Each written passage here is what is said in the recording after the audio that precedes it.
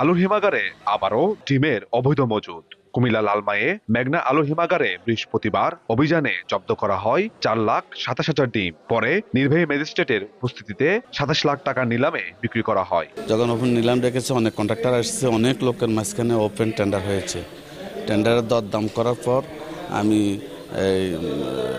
Bat tax বাদ দিয়ে 5 টাকা 35 পয়সা দিয়ে নিয়েছি, ব্যাট ট্যাক্স সহ প্রায় 6 টাকার মতন পড়েছে আর কি।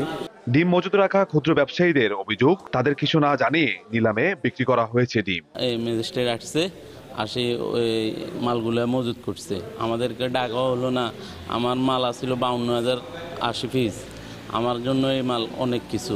এখন তো আমাদের প্রায় পথে বসার মতো।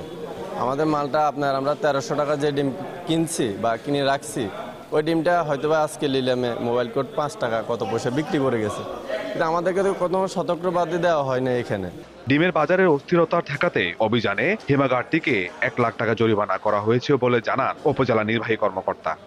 অর্ধেক পাউডারে দ্বিগুণ উজ্জ্বলতা, নতুন রিন অ্যাডভান্সড অর্ধেক পাউডারে দ্বিগুণ উজ্জ্বলতা। কৃষি বিপণন আইন আছে এবং অত্যাবশ্যকীয় পণ্য আইন 1956, এরকম বেশ কয়েকটা আইন আছে। যে ওইসব আইনে বলে দিয়েছে আমাদের যে আপনি কৃষি পণ্য বা অত্যাবশ্যকীয় পণ্য যেগুলো আপনি সর্বোচ্চ কয়দিন রাখতে পারবেন, জমা রাখতে পারবেন। পূর্বেরও প্রায় 2 মাস আগেরও ডিম এখানে মজুত করা আছে। সেই প্রেক্ষিতে আমাদের সরকারি কমিশনার ভূমি ওইখানে মোবাইল কোর্ট পরিচালনা করে এবং অবৈধ মজুদের বিষয়টা প্রমাণিত হওয়ায় ওই উক্ত প্রতিষ্ঠানকে 1 লক্ষ টাকা জরিমানা করে। গত 16 মে একই কোল্ড স্টোরেজ থেকে 21 লাখ ডিমের অবৈধ মজুদ জব্দ করেন ভ্রাম্যমাণ আদালত। সেই সময় 2 লাখ টাকা জরিমানা করা হয়। ইশতিয়াক আহমেদ, সময় সংবাদ, কুমিল্লা।